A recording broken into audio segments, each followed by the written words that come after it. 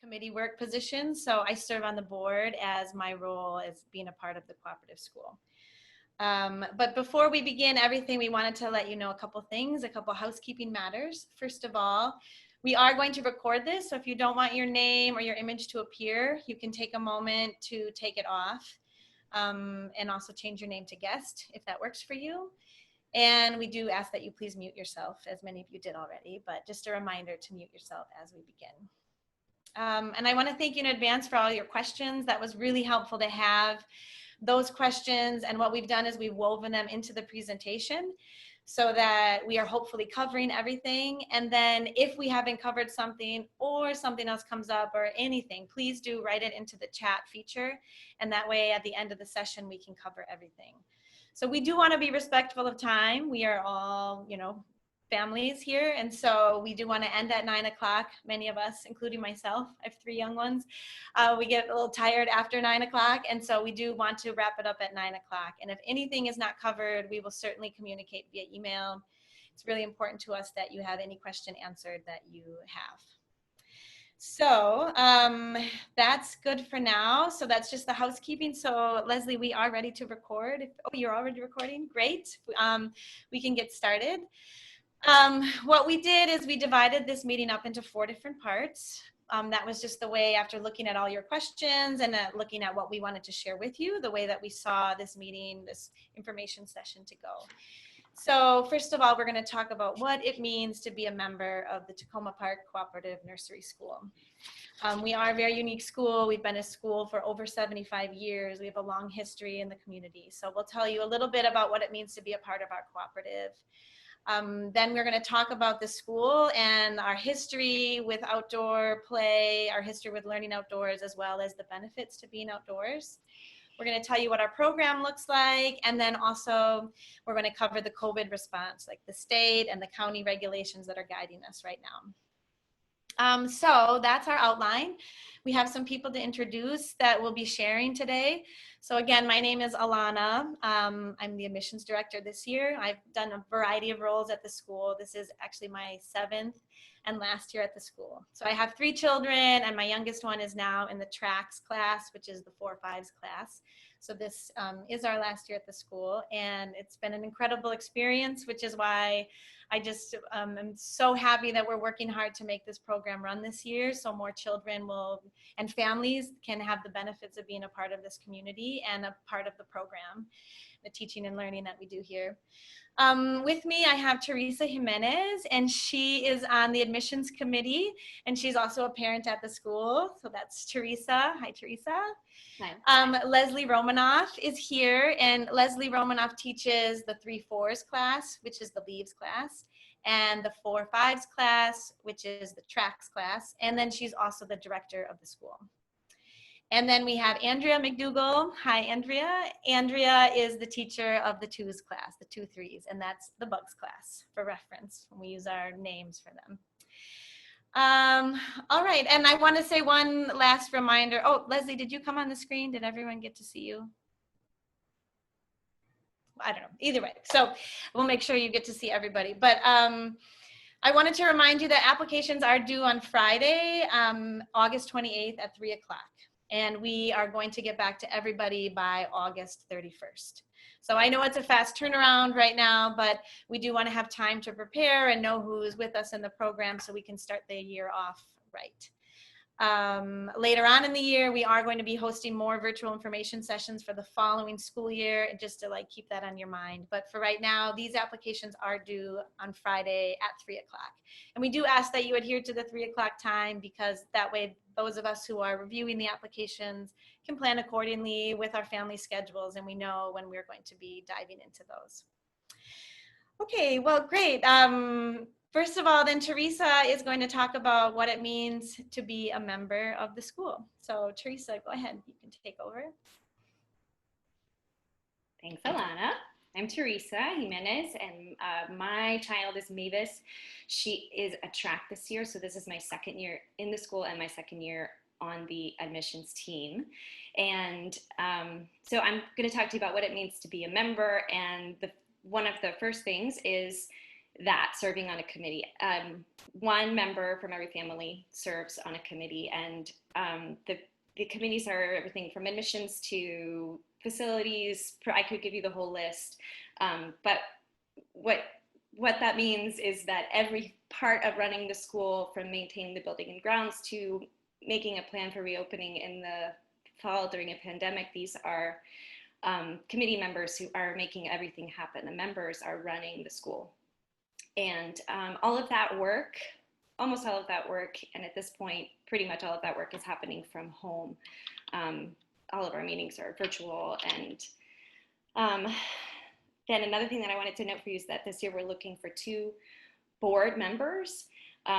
One is Survival Guide Chair, and the other one is Secretary. And serving as a board member is a really good way to better understand how the cooperative school works, and to better understand the cooperative model. So just putting that there for you to know that that's something that we're looking for this year. And for me, what I wanted you to know is that serving on the committee is really a joy, because it's this opportunity to creatively collaborate with other adults on something that I really care about, and get to feel that I'm included in making this school and this education that we're providing for our children. So that is the first thing. Typically, in a typical year, there is a fundraising element. Our fundraising project is Survival Guide, which is a business directory of all of the businesses in Tacoma Park and some from the surrounding area. This year, that's suspended because of COVID, but in a typical year, that would be part of the membership. The third part, and maybe my favorite part, although I do love my committee work, is parent education. And really, this is one of the parts of our school that I am the most grateful for, especially now. And it's one of the things that drew me to the school the most, is that as your child is going to school and getting this education, you too, as a parent, are getting an education, and you are sharing that education with the other parents whose kids go to school with your kid. And so it's really feeding this really rich experience of learning for the whole family. And there are 2 main ways that that's happening this year. One is the week in reviews. So that's every week your child's teacher writes it's like our internal blog. So you're getting this, it's a newsletter that includes maybe what books they're reading and what songs they're singing, but also what is happening there at school and what they are learning, what is going on between the kids, and how you can help support what they're learning at school, at home. And so that's a big piece of that parent ed. And another is our monthly meetings. Every month, there is a meeting that members are required to go to that's a parent education topic, a different one every time. And then another piece of our parent education is parent co-oping, which is not happening this year. So just noting that we won't be in the classroom, but because of the communication that we have with the teacher, you still are getting to see really what is happening, what your child's experience is like every week. And I think those are all of the things. Did I miss anything, Alana? No, that's great. Yeah, I mean, it really is this idea with, like, when Teresa was talking about the committee, I also like working on my committee, but it feels like you're part of a movement that cares about getting children outside and their social emotional development and all the things that we cover here at the school. And so it feels good to be working towards something that's outside of just your own small immediate family, but you really feel like you're working towards something bigger than that. Yeah, that's great. Thank you so much, Teresa. So the next part that we're going to talk about is our school and our history with outdoor programs and the benefits of children being outdoors. So I have to say that it almost is as if we as a school have been preparing for this pandemic moment our entire existence, because for 75 years we have been valuing getting children outside. And so what we've done is taken our mostly outdoor program into an all outdoor program. And so this isn't something new to us. We actually have been honing these skills and making connections across the world and with other outdoor programs for all of these years. And so we're coming towards this, and almost this moment where we can shine, where we have been really doing the research and making the connections and fine-tuning the program so that it works for an outdoor day, partial day for each group of children, but that they will be outdoors. And it also works out that what we know is best practice for child development also happens to be one of our biggest strategies for safety, is to be outdoors and to be wearing masks. So this is our strategy moving forward this year. And typically when families are interested in the school, we would be giving them a tour of the play yard. It's one of my favorite parts to do. And we'd be walking around and explaining all the different learning and development that's happening in the different parts of the play yard, as well as our trips to the forest. We can't do that this time, but we are going to do is show you some pictures, a slideshow, and as well we're going to weave in some stories. So you can, you can't see it in action, but you can kind of start to imagine what this is going to look like for the children this year. All right, so Leslie, if you want to start that slideshow, you can. That works for me. All right, so to get started, oh wait, there we go. Well, and you can also see by these photos what makes our program so unique. So, yeah, you'll see that it's not just a typical playground. Like really what we have is a unique and a very intentional outdoor setup to really foster all the different components that we are focusing on at the school. So right there you see the class sizes. This is really something that people want to know right away. And so we have this up in the beginning. So for the bugs, again, that's the 2-3s. We have 8 to 10 children with 2 teachers. The leaves have 12 to 14 children with 2 teachers, and the tracks have 12 to 14 children with 2 teachers. And all of these numbers are guided by the state and the county. So we have a long list of what children gain from the outdoors. We have risk assessment and benefit, confidence building, creative play, gross and fine motor skills, and the social emotional skills, as well as a connection to nature. I mean, the list really goes on and on. And so I want you to be able to see and kind of hear about some of the teaching and learning that happens in this play yard and in our outdoor excursions, so that you can kind of see some examples of how we touch upon those different components. So first of all, right here, you'll see the tea house, this picture on the left. And that's one part of the play yard that I wanted to talk about right off in the beginning.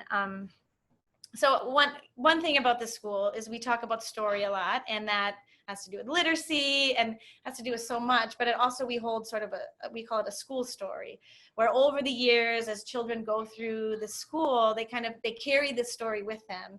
And I've really gotten to see this because my 3rd child now is gone through the school. And so these stories that my first experience, they pass it down and over the years, and they really feel like they are kind of part of this larger legacy of what it means to be a part of this cooperative. So one example is at this tea house. It's just something, I don't know how it began, Leslie or Andrew would know, but it's just maybe it's just childhood. Children want to get on that roof of the tea house. And this is the inside, and on the back side is kind of in the last picture, you could see the roof of it. Yeah, it's a little hidden by the trees, but it's there like behind the seesaw. And children want to get up on top. And at our school, that's okay. But the way that we do it is we're very carefully, we're using the word scaffolding, but it's like support with our language, with the steps, the way that we help children and guide them through the process.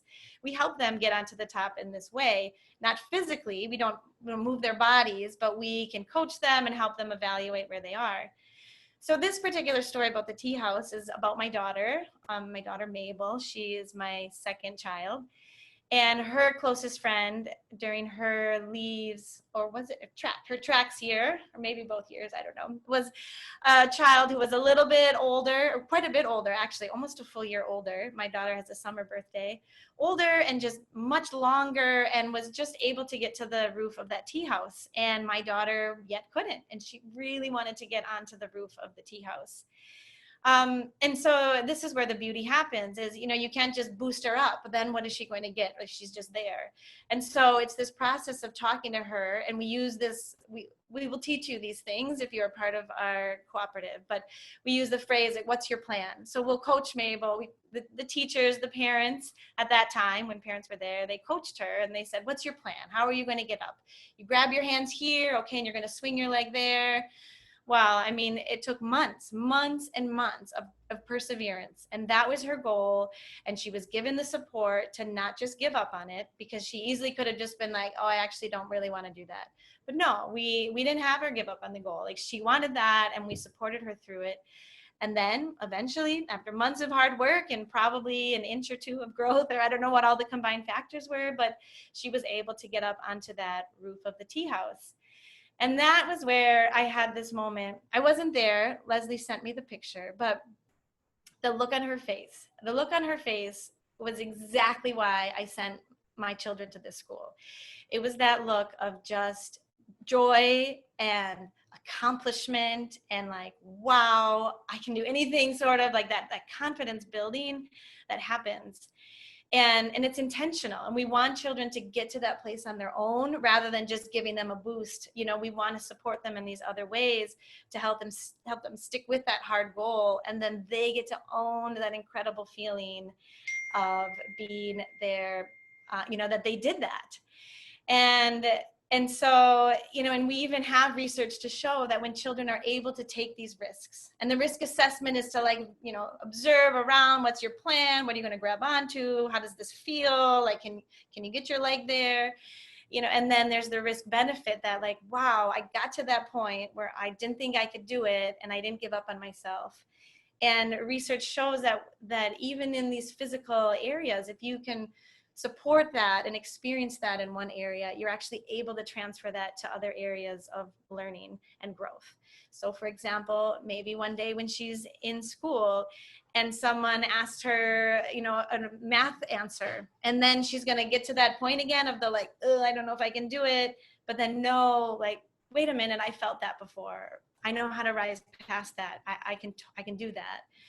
And so that I have that just in my mind, her face, what that looked like, and it just holds so much of what our school is about. So that's one little story and a picture to go with it. We also talk a lot about our social emotional work, and so that's one of the reasons why we as a board and as the director and the teachers, why we are all working so hard to make this happen for our children and for children in the broader community, because this piece is a really key part of childhood. And even with our current situation, we know that we can still work on the social emotional piece with children.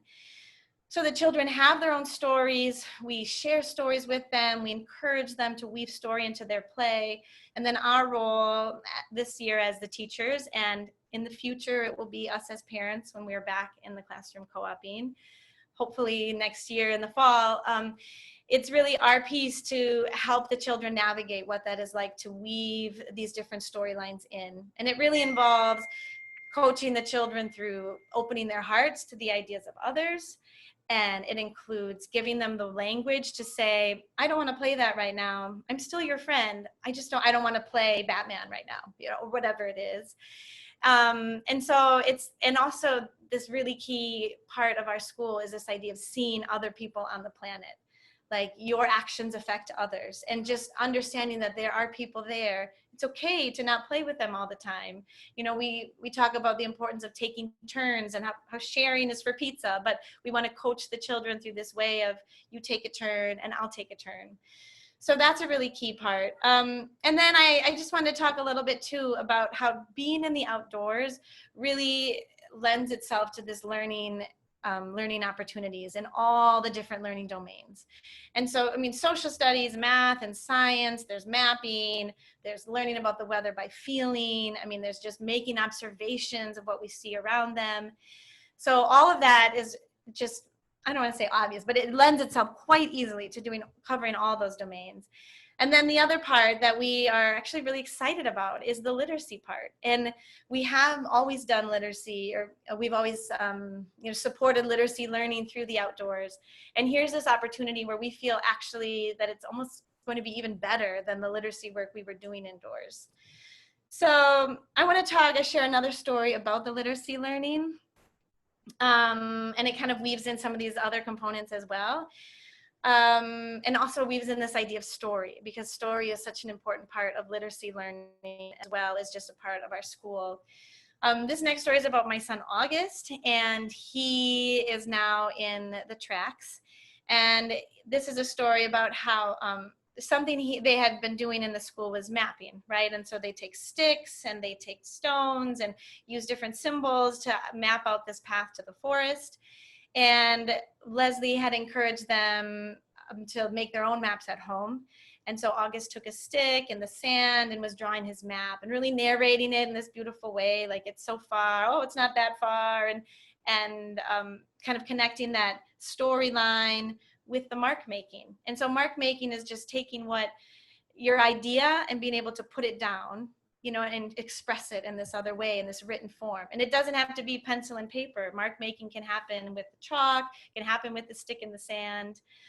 And one reason I share that is because then a couple months later, we were at a different riverbed to spend the day with my family. And I looked over and there was my son with a stick and just telling an elaborate story and drawing out the map in the sand. And just telling, oh, now we're going over here, and drew a circle of where they were going to go. And now we have to fly over to the other part, and drawing it along there. And so here he was at 4 years old, already having those skills, that toolbox to know he had a story that mattered, and knew he had a way of getting his story out to share it by mark making in the sand. And this is just how the school weaves together these different learning domains. And then there's also this whole piece of becoming stewards of the earth, and, you know, the children are out there observing the nature around them. So that's a little bit, I just wanted to, you know, you can't see the children in action, but just kind of get an idea through some stories and the pictures of what this learning looks like in the play yard and why it's happening. And it's because of our years of fine tuning this programming to be outdoors and to be able to cover all of the learning that the children in these years need outdoors. Okay, we're just gonna keep moving along. I feel like it's a lot of talking, but we're gonna move along so that then we can get everything out there, and then we'll have time for questions. So the next part, Leslie is going to lead, and this is about what our program is going to look like, and then she'll go into the COVID response and what we're doing. So thank you, okay. Leslie. So one of the things that I'd like to point out is that you may not have noticed in those photographs, there's some key things that you could, like, I want to call your attention to without showing you the photographs again. But one of them is that the school has a number of outdoor shelters to begin with anyway. It's a big yard, and because it's green, there's a lot of green in it, and there's trees as well, but there's no tall trees anymore. Those have left the planet. We have one fallen one, which is quite the gift, but anyway, that's in the yard. And then the other thing was that there were gray bags around the yard, and those are actually cleaning kits. So they're spaced throughout the yard, and it's part of our COVID response. But like the main thing is we're going outside and we have masks. So if you are in the county, Montgomery County requires all children ages 2 and up and adults to wear masks inside and outside. And that includes going to the playground, which I know is like really kind of a little bit of a surprise, but if you're in the county, you're supposed to be having masks on. So I just want to like kind of put that as a placeholder, because it's a really big question this year that people have about masks. And it also tells us a lot about what guides us. So I'm going to show you a little bit, a little bit more of our screen here. And to go back, so there's the outdoors. So we have this. I just want to tell you that we're not working in a vacuum. So there's other states that are going through and going outdoors. We're working with Green Schoolyards America to give us guidance. And of course, Washington State is almost going, even elementary schools in Maine are going outside. So we're probably one of the few areas, well, there's a lot of areas that aren't going outdoors, but some places are. So I think it's really important to know that this gives us the soul coal, I would say, plus some guidance. But the other thing is that we're licensed by the state of Maryland, and we hold a private educational institution license with the county. So we're not working in a vacuum. We actually have guidance. We know what our class sizes can be. They're quite smaller than we would normally have, so it's reduced. The staffing is outlined by the state, and the county supersedes it with some guidance. So it's like we know that the draft on your left is from August 5th, and this other one that is it's constantly in motion, but it's updated all the time. The schools, there are daycares and family daycares that never closed. They were working with key workers and supporting key worker families. And then for at least 5 weeks, I think it's going on 6 weeks, a lot of more daycares have been open. The ones that can open and family daycares, which are, they've been open, and they've put these guidance plans into practice. So we network with them and our colleagues just to make sure that we know what's going on. I attend listening sessions once a week with the state of Maryland to listen to what the latest updates are. And so from that, they have a very clear guidelines about what your handbook should say. So our handbook pretty much follows the state's guidelines plus a little bit more, because we are going all outdoors. So what does outdoors look like?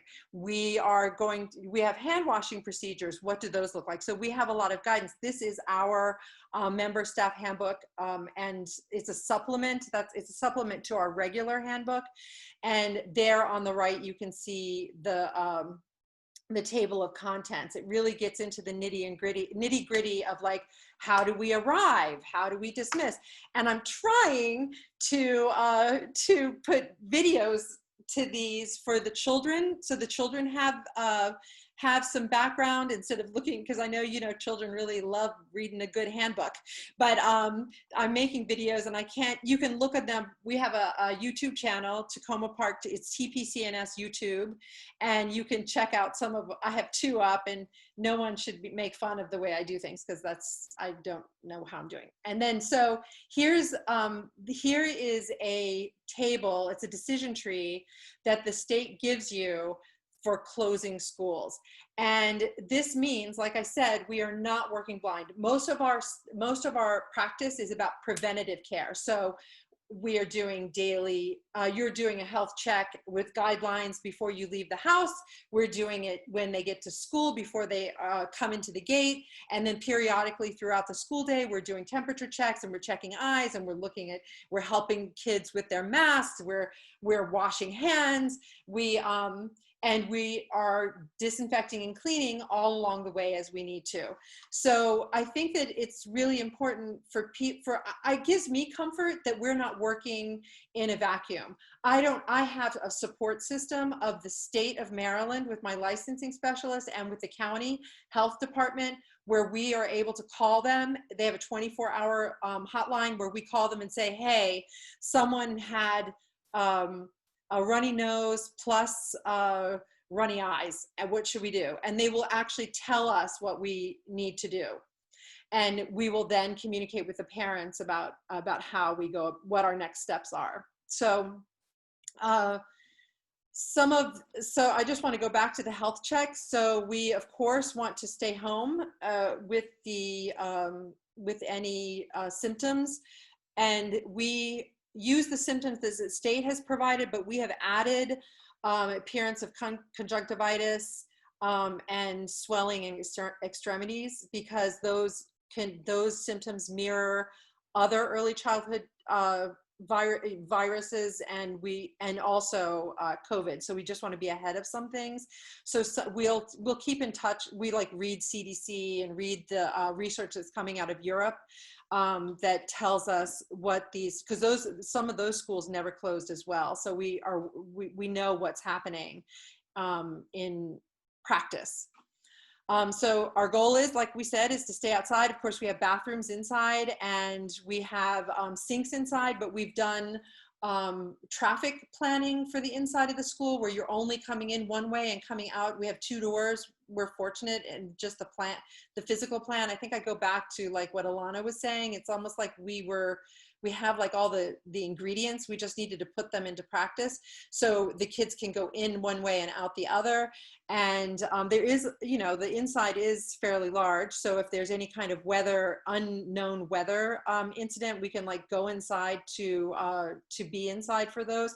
But there may be occasions where we cancel for weather, and it's not going to be weather where there's raining, hard rains. That's not the weather we're talking about. We're talking about dereshkos, big wind. That's what we're talking about. So our school has always gone outside, even when it pours. Let me tell you some of the things that we are doing to help parents with this.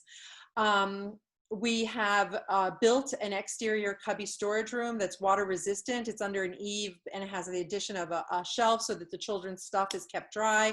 But children, we are helping members purchase all-weather outerwear at wholesale and discounted prices. And we've also started lending libraries so that children have access to all-weather gear. One piece usually is really good.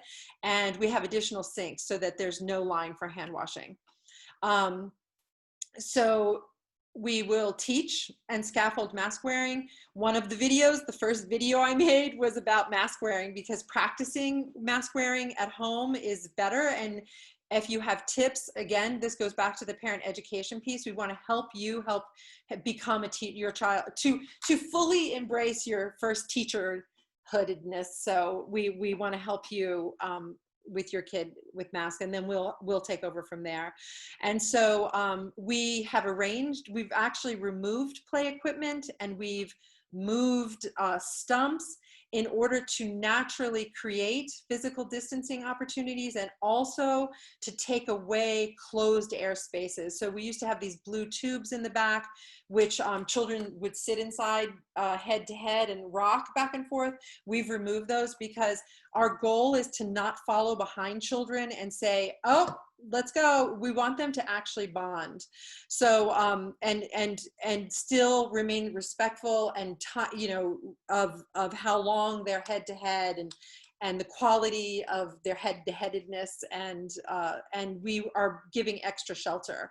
So another thing we're looking at is disinfecting spaces. So we have a sprayer, we have, the county gave us healthcare grade bleach and bleach cleaners. But interestingly, this is like, I find this a relief, is that the state is now revising their cleaning protocols, because they have found that centers are erring on the side of toxic cleaning practices. So they want us to start looking at soap and water and using bleach judiciously, so that we're not actually exposing children to toxic chemicals. So that's really nice. And so interior spaces, everything's cleaned regularly. Of course, if there is a COVID case, the part of the reopening plan after that with schools is always that there would be a deep clean by a professional crew that would come in. Again, I'm networking with colleagues, and I haven't heard anybody having to close their school down I'm knocking on wood, since the 6 weeks that most of the schools and family daycares have been open. We have snack brought from home. And so trash-free snacks, what I'm talking about is that last year we reduced, we got our trash almost to zero waste. And with COVID, you may have noticed, if you've been walking along the creek, one of the first things that you will see in the creek are disposable gloves and masks suddenly. So we're trying to reduce as much as we can in areas that we can. We still know that we need to use paper towels. We still know that there's some things that we have to do the way we do them. But if we can cut out as much as possible, that would be great. So we know from our forest days and from our Tink summer camp that children are hungry when they're hungry. So we want to make sure that there is a scheduled time with hand washing before and after for them to eat, but also that when they get hungry, we can easily wash their hands again, and that we've taught in what mask-free physical distancing looks like for things like mask breaks, and for drinking your water, and for eating your snack. And then of course we have practices where we have to use disposable gloves to help children. The thing that parents did ask, and I was really relieved actually to see this question about comforting children. The thing is that children will need to be comforted. They will need to be held. We will still have to hold fire drills. We will still have to, there's things that we need to do. There will still be first aid. So what we're planning to do, we're fortunate in that we have a washer dryer at the school. We'll have multiple aprons and smocks. We have multiple masks for the teachers, and we can wash these at school and wash these between classes. So it's like even between classes, we can start thinking about, even during a class, you're switching these things out. And of course, children have extra clothes and masks in their backpacks. My colleagues are recommending that families bring at least 4 masks per class session. You may not go through all of them, but at least you can have 4 to go with.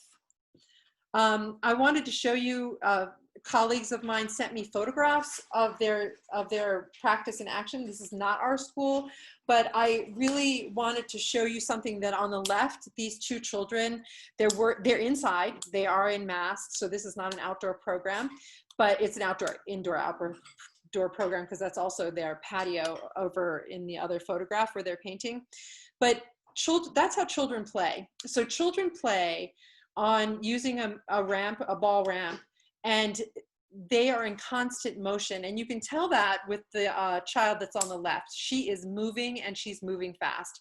And so it's really interesting. I think it's important to see children in action and children happy and going. The down in the bottom right is from Vermont, and in Vermont has very few cases, and I hope they keep it that way. So at this point, their outdoor programs, only the adults are wearing masks. And then on the left, we've got someplace in Ohio, which everyone is wearing masks. And then on the right, in San Antonio, Texas, the school never closed. That school at the Will Smith Zoo School, they never closed in March. So they were always open. They've always been open, and they haven't closed down. And their children don't wear masks. It's an all outdoor program. But this is the photograph that they shared with the children before they came back in with masks. This friend of mine sent me from it's children in Kashmir, and this COVID is like when you start talking about how it's so important that children have access to education, and this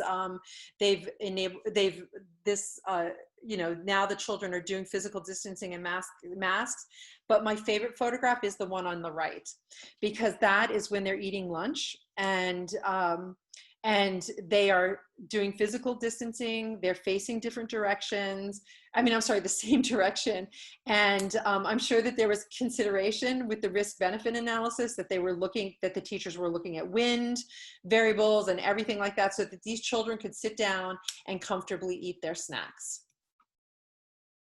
Oh, and then I'm sorry, I'm gonna stop. Stop share. So that slide that I was just about to go into was our curriculum that we're going to change. We have a real opportunity to really look at the way we do equity in nature, and that's just a different part that we're not going to present tonight. But if you're interested in our that curriculum, please let us know. We do an emergent curriculum, which is why when Teresa was talking about how important it is to get the week in review is a reflection and a reflective practice, which is what we teach the children. So through emergent curriculum, the children are the sources, the world is our classroom, and it all comes up through, and then we give it to you and the week in review so that you can keep up with it. I have one question in the chat, and it is about the 2-year-olds need to be potty trained to participate. And I will say to you, Andrea will answer this, but I'm going to tell you because this is really important. I teach the 3s and the 4s, and if you, even with children who are kindergarten and above, accidents happen. So this goes back into this thing that we know that accidents happen, that you could have a pull-up, or you could have your regular clothes on, and there has to be a backup plan. So we do have inside the school a second set of clothes that will help this out. And then I'll let Andrea will over there. Hold on just a second. Okay. All right. Hello. So with the potty training, it's the 2s are only at the school 2 days a week for 2 hours each day. And so I'm not going to be able to potty train your children, but I just have to say I didn't potty train my own children. They were in full-time daycare and somebody else did it for me. So I'm not an expert. But we will support whatever you're doing at home. So if your children, and I ask that, your children be, have 2 successful weeks. That doesn't mean no accidents. It just a pretty consistent 2 weeks before you send them to school in underwear, because school is a huge, big distraction and it's not the same. And someone's not going to be running them to the potty every 15 minutes. So they need to have some self-regulation to be successful at school. But with that, we'll support whatever you're doing. So if they're in diapers, if they're in pull-ups, if they're in underwear, and then what usually happens is two changes of clothes. And when we get to that third one, they're back in a pull-up or a diaper, whatever we have on hand, because obviously this isn't just working for them in that day, and that's okay. And so I'll help you out, but I can't do it for you. So I have, we have another question. Hold on. Oh, sorry. Yes, there is a chat option. You might have missed the beginning. So let me just say, oh, privately. Oops, sorry.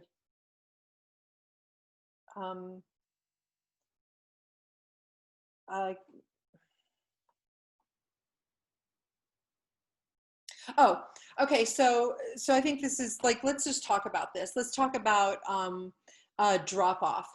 What I have to tell you that when I first read the county directive about the masks, no, actually it was before that, because our first directive was from the state that no adults could come on site. So that, coming from a cooperative school background where all I do is work with parents, it was a real shift for me. And then when they talked about the mask, I said, well, how will they know who I am? So, and how will they, it's just something, it feels like it runs, both of those things run contrary. So one of the first things that I did way back early in the summer is started connecting with my peers. And so I started talking to them about what that looks like. And this is when we really have to start thinking about sometimes those children will need to be held. And that's why we went out and bought smocks. This is why we did it, because we knew that we had to. And so the thing is that some of the things leading up to the first day of school may help. That's why we're doing videos. That's why we have, I would encourage you to just check out our YouTube channel so that all of you, if you, just look at those 2 videos and see that we're making those for children. And plus, Andrea and I are going to be doing FaceTime and Zoom calls with the children before school starts, so that we can talk to them about that gate, and we'll be able to talk them through. We can show them with mask, without mask. There's a lot of really solid work that we can go to in the beginning. But the thing is that the opening the school is simply not possible. We know from talking to other people that this is possible to do it differently, and that it is effective. But if we open the school, it means that we would have to disinfect, and we would have to, adults other adults are not supposed to be on site when there's children on site. It's the state guidelines. So that's it. We're being very creative about ways to make sure that your child can transition to school effectively.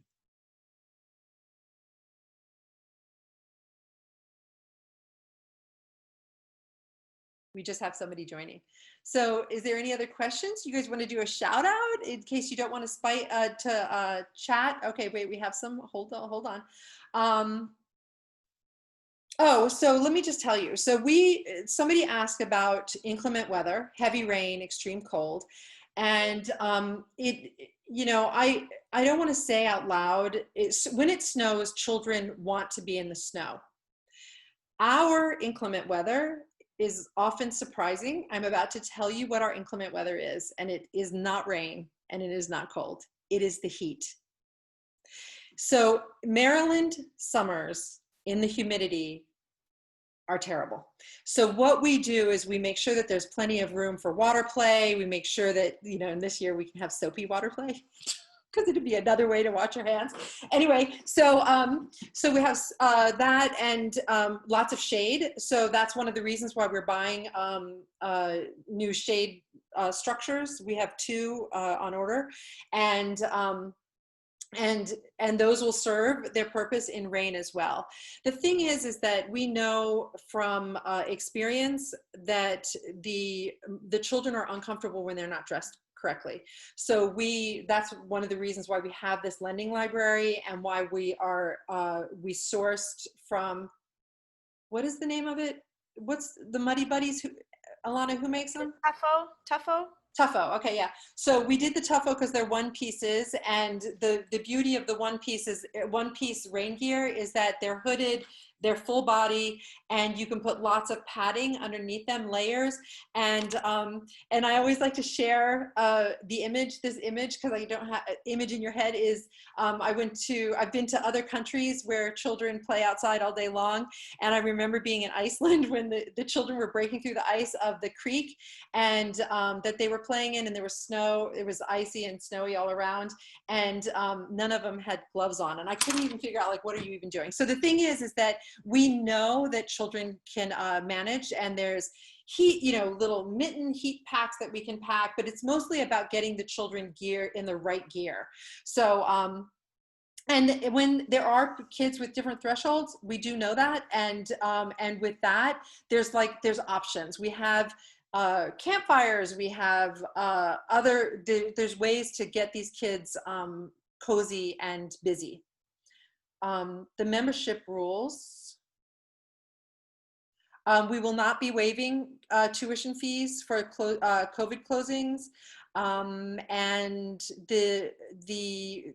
just to let you know that to close for COVID, we have to follow a very strict structure from the state and from the county, and so since they kind of know what it's just really a gift because they will tell us when we have to close basically and how to close and for how long to close, and they will come in to approve our reopening. Yes, our families come from all over, and I think the with the DC folks is that DC folks are not required to wear masks, young children, but we in Montgomery County we are, so the rule stands that in Montgomery County. So that might be the only hiccup for you because you haven't maybe had the practice. We are in. I'm going to answer this particular one privately, if that's okay. And then, so let me just tell you so that I can.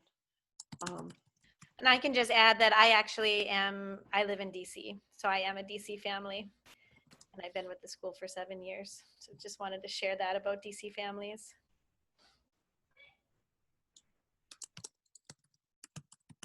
Okay, I'm sorry. Okay. Let me go back a little. I have to go back up. Sorry about this.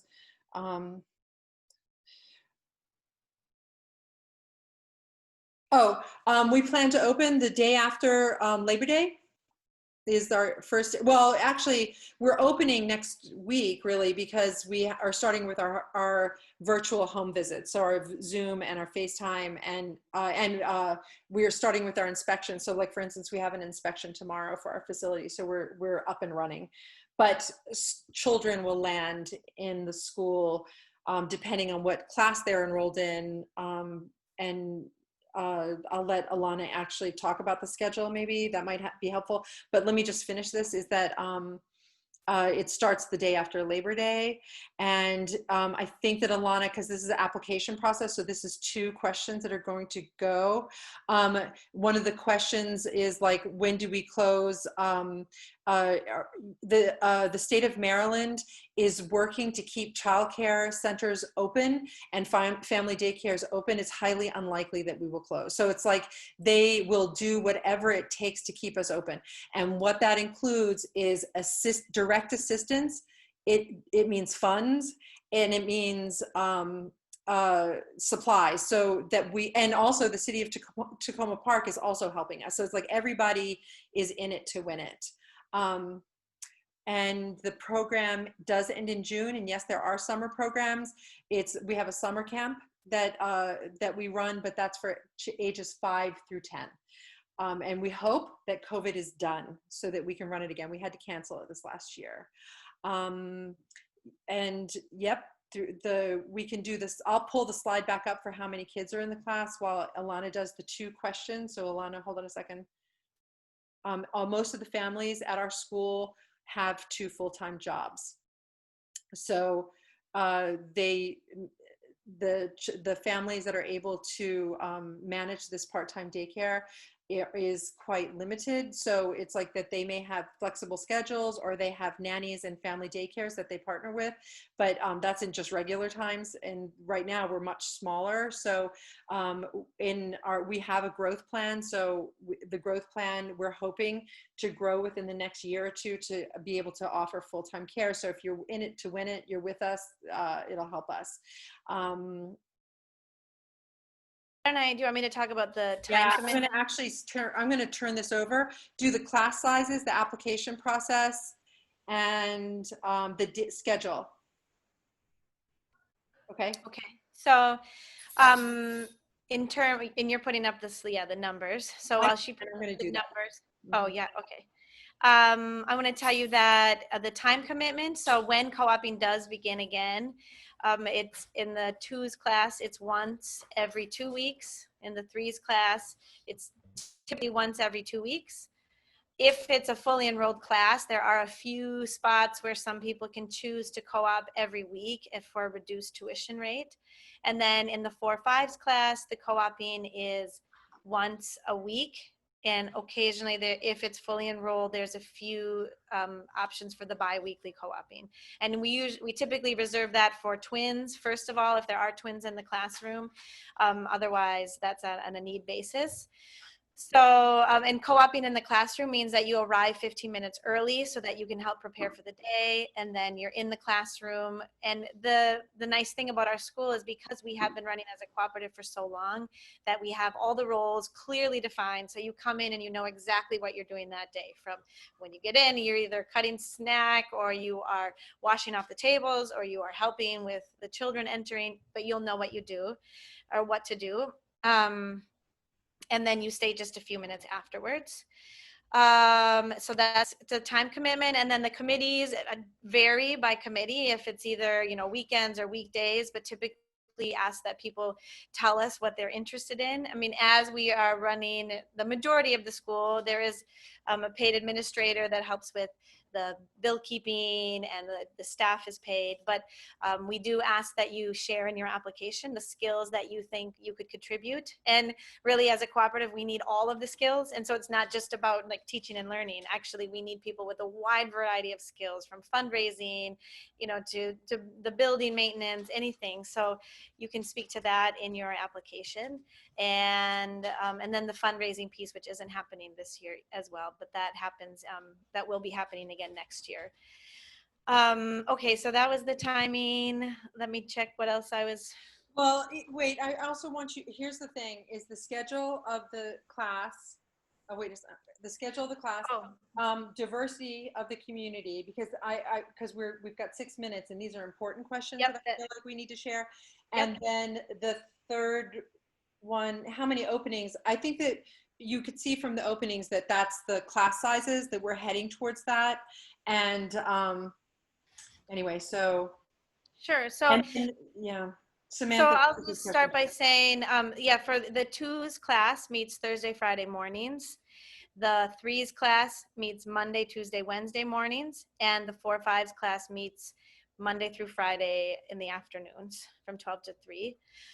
The diversity piece, when we're looking at applications, we do strive, and this is not just, it's a diversity covers a wide, like from the invisible and the visible diversity, but we are really striving to have our community reflect the broader community in which we live. And that's very important to us as a school.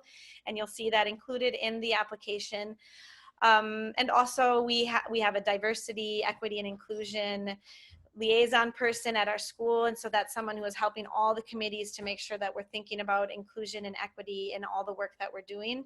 Even just in admissions, we're talking about how can we make accommodations for people when they want to come in and see the school, and how are all children represented in the books we're choosing. That's sort of an example of just the emphasis we're making, and also how it is a part of our application process, as we also have to strive to balance, gender. We don't want, we want to just have the class really reflect to the best of our ability this broader community in which we are in. And so then, oh yeah, the two families you've covered, Leslie. In June, we go usually to the first week of June. And in terms of community, this is one thing that's so great about our school, is we're very intentional. And you might, like, part of our reputation, I think, is like, oh, people made friends and they're so tight knit. Well, and it doesn't just happen. It's not that we all just came to the school and we're outgoing people. It actually is intentional in that we have a committee member whose job it is to connect the families. And so it's their work to be connecting with the families and setting up, this year we've been doing virtual play dates, but it's even as much as acknowledging people if are they moving away, and we send out these emails that connect across the classes.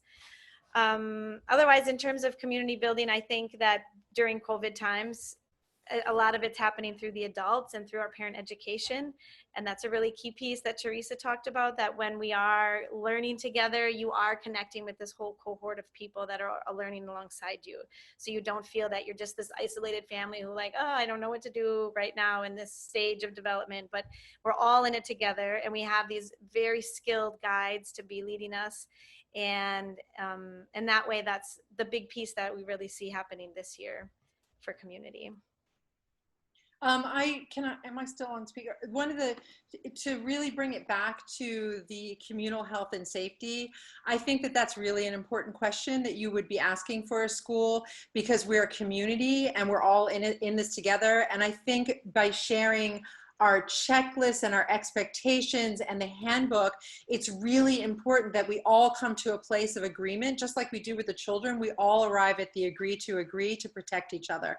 And one of the things that I have heard, I know that there's we do hear a common thread that we're all concerned and holding each other for accountable, and extending kindness and understanding, but also holding people accountable is like really important for a group endeavor. So that's what we're hoping for.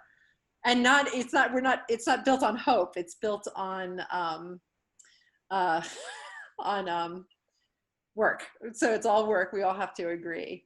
I can answer that quickly. The parent education that we're talking about actually happens on Wednesday evenings from 7:30 to 9, and it's once a month. And you also receive the calendar for the whole year, and so you'll be able to schedule that around that. And that's the same too with the question with working families. That's nice about our school is when we do transition to co-oping in the classroom, you will have your schedule for the entire year of what job you're going to do and what day. And so you can make those accommodations for sharing the workload.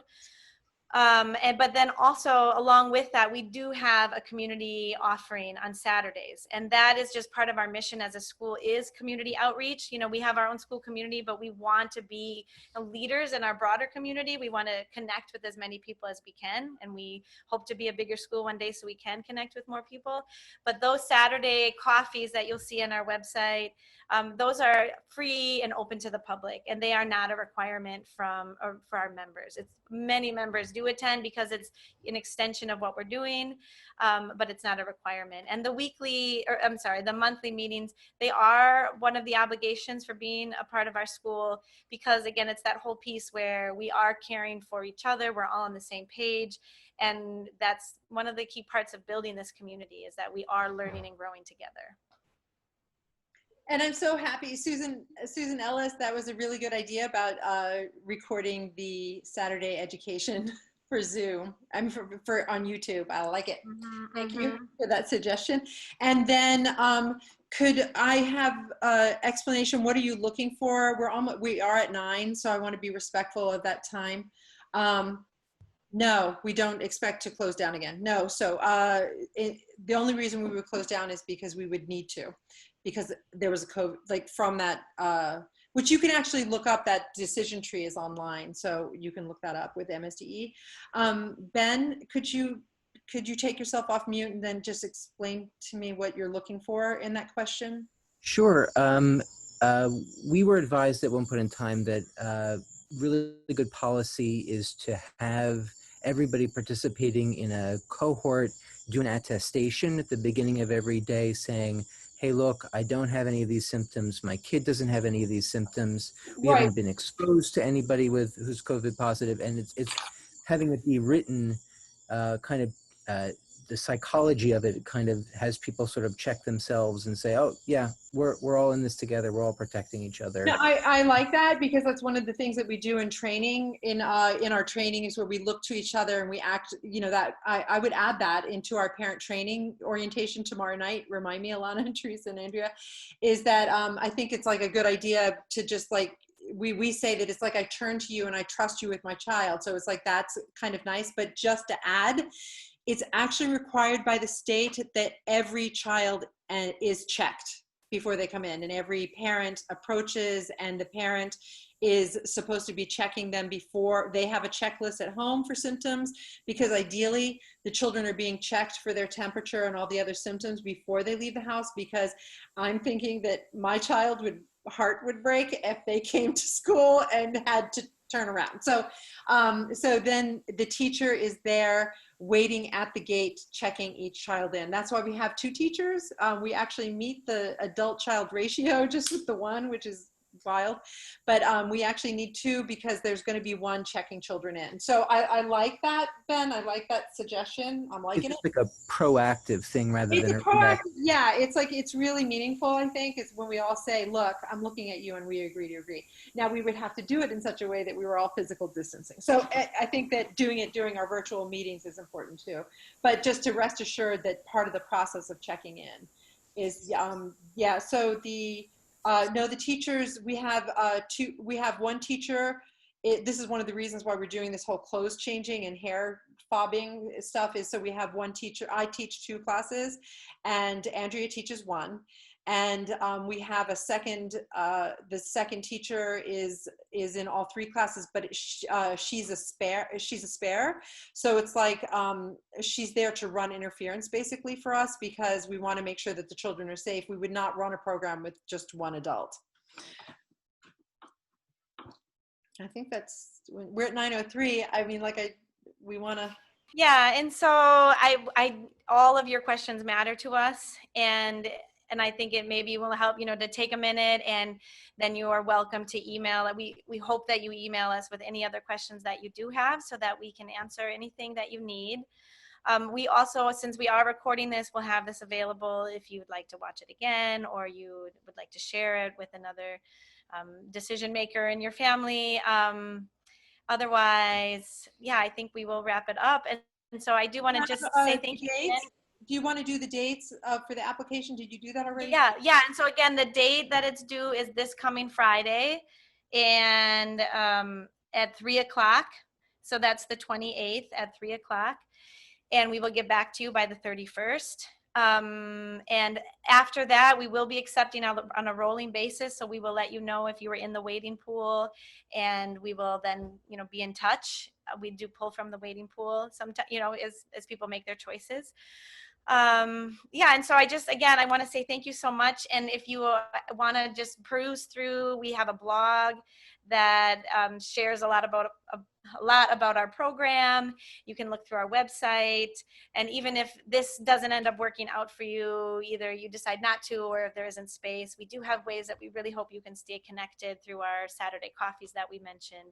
And we'd really like to build even just your interest in this outdoor program. This is sort of the movement we talk about, that we want to build this strong, and we see the value both in being safe right now, that's our top priority, and also just the benefit for children to connect with nature and all the learning domains that can be covered outdoors. And so Thank you so much. And thank you to Andrea and to Leslie and to Teresa and my team for being here with me as well. And please do reach out. Apologies if you didn't get your questions answered, but we hope to be in touch.